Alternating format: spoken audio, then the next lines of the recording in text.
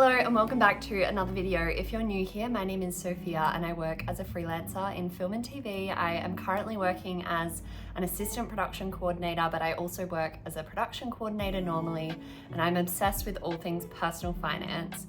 As you'll see today, we are going to be talking about my returns on investment for 2025. So I'm going to recap all of my investments across the year, month by month, and go through what my investment returns were for the year to give you a bit of an idea of the power of compound interest. Just for a little bit of context, I turn 29 in February, so I'm currently 28. I am a freelancer, so I've been working contract work for pretty much my entire career thus far. So obviously that means, months where it's lower income, months where it's a lot higher. So I feel like anyone who's out there that has a variable income but really wants to start their investing journey, this could be a good video for you. I started my investing journey back in 2020 when the pandemic was on and I got really into personal finance. I was listening to a lot of podcasts, YouTube videos, getting resources to really comprehend investing, and that is when I started with micro investing. I started my journey on the app called Raiz, which if you're in Australia, that is an incredible micro investing app. I can leave my referral below. And I also started, making bigger investments as I got more confident, and over the past 5-6 years now, I would say I'm a pretty confident investor. I now invest, close to $2,000-$3,000 a month wherever I can and if I have the means to. So yeah, I've really developed my skills over the past 5-6 years and I absolutely love investing now. It's definitely one of my favorite places to put my money once I get paid, and I'm really excited to see how it grows over the next, another 5-6 years in the future, because I can really start to see compound interest working in my favor, and it's just going to get better and better as the years go on. If you've seen any of my other videos, you would know that I am very big on budgeting. I have an amazing budgeting spreadsheet that I use. I just bought it off the creator, and I've got the link down below if you're interested. But I track my investment growth separately on another spreadsheet that I just made myself. That is a very simple spreadsheet, but essentially I track month to month. At the last day of every month, I go in and also update my net worth. So I'll go in and put in all the values of my investments, my cash, etc. My debts, I only have a HEX debt. So that is the Australian equivalent of a student loan, except we don't have to pay interest. It's just indexed at the end of every year to the rate of inflation or wage increase now, whichever is less. So I just have a pretty hefty HEX debt, and essentially at the end of every month I'll go in and put all the numbers where they're sitting, and then that will also translate into my investments. Now the numbers that you will see today are without my superannuation, because I have obviously employee contributions to that, and it was just a little bit too complicated to track what was going in there each month. Some months there wasn't anything going in. I do sort of track my super growth separately, but these numbers today are sans super. So I didn't want to, make the numbers not look as realistic and be purely just my investments myself. As always, just a little disclaimer, this is purely for educational and entertainment purposes only. I am not a financial advisor and this is not financial advice. Okay, so I'm gonna fly through these because I know you're waiting to see what all of the returns are. I'll just give you a little recap on how my investments did in 2024. So the year prior, I had a total returns, this is obviously not including superannuation either. My total returns that year were $14,326. So an average of $1,193 per month, which is amazing. So this year, or the year of 2025, now that we've clocked over to 2026, I started off the year with $74,491 invested, and I ended that month on $79,334 invested. I invested a total amount of $2,370 that month, and my growth for the month was $2,473. Coming over to February, I obviously started the month on $79,334. I invested $3,570. My end of month was 78,844. So I ended up losing, or my investments went down $4,060. So as you'll see, just from February, it's a great example of, you can invest thousands of dollars and maybe your investments will still go down. But keep in mind, that month, I was buying my investments at a cheaper rate. So essentially, because they were going down that month, I was buying them on sale, is how I like to think about it. Because the purchasing power, you just get to buy more units when, it's at a lower rate and the investments are going down. Now, keep in mind also, I mostly invest my money purely in ETFs. That's where I've been focusing my money because it is essentially a big basket of stocks. I'm not putting all my eggs in one basket or putting all my money on one company, because if that goes bankrupt, something happens, then I essentially lose out on any gains. So ETFs give you a basket of stocks and a better chance for growth because you're not just relying on one company. So that is where I put most of my money. Let's go over to March. We started on 78,844 and ended on $77,990. I invested $3,850. So that is a loss of $4,704. So again, another month where my contributions did not outweigh the market going down. Coming across to April, we started on 77,990 and finished on 81,614. I invested $3,319, so we had a total gain of $304.99. May, we started on 81,614, as I said.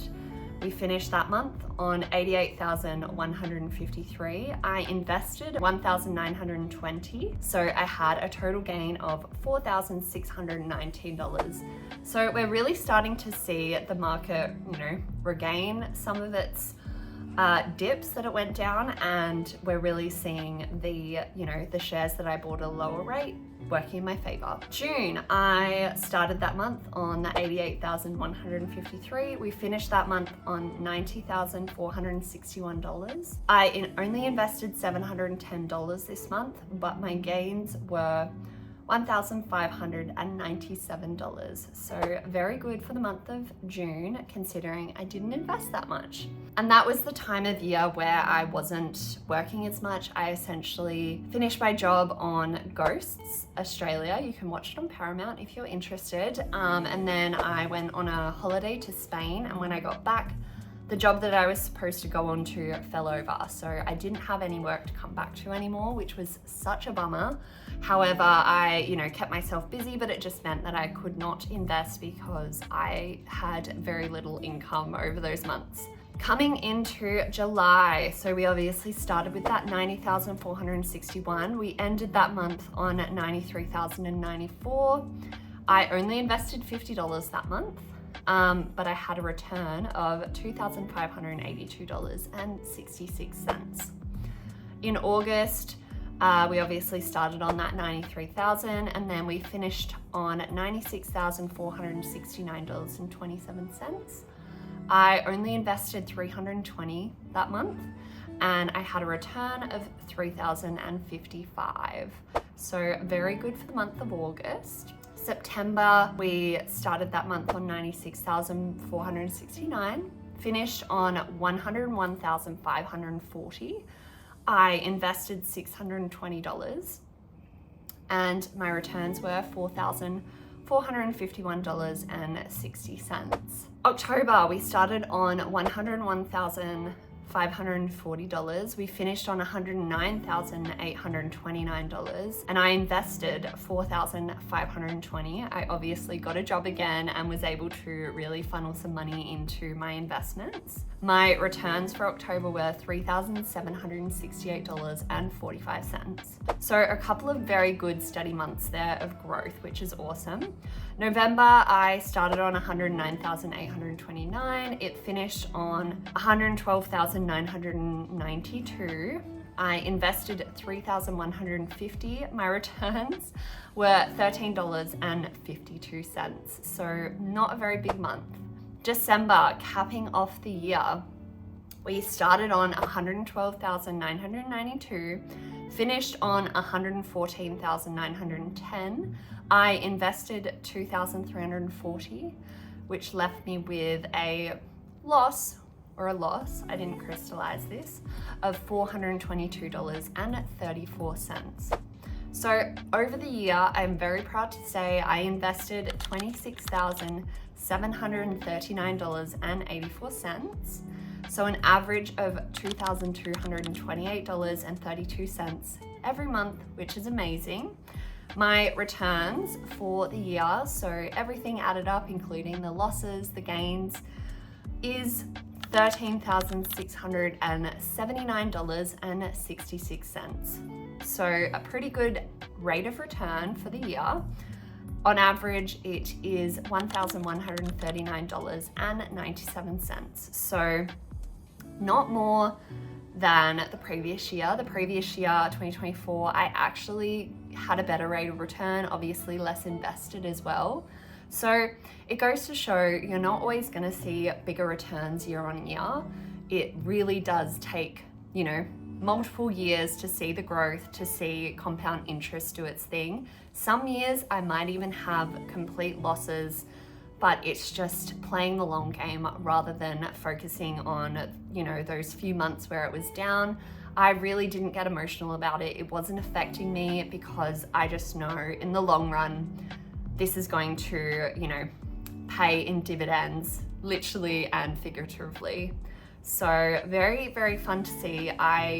Just by putting my money in the market, my money grew by $13,000, which you just could never get, I guess, with this amount of money, if it was just sitting in the bank. So the rate of return for my investments for 2025 was 18.4%, which is a pretty phenomenal rate of return, especially because the, average, I guess, over the years, depending on what you invest in, is generally 8% would be a conservative amount, or a pretty safe amount to, calculate your investments on. And I do like to go into the investment calculator website and sort of look at, what my investments might grow to in the next year or the years to come, to just get a good idea of when I might be able to reach certain milestones. For example, 500,000 invested, $1 million invested, and when I might be able to think about, turning to less work and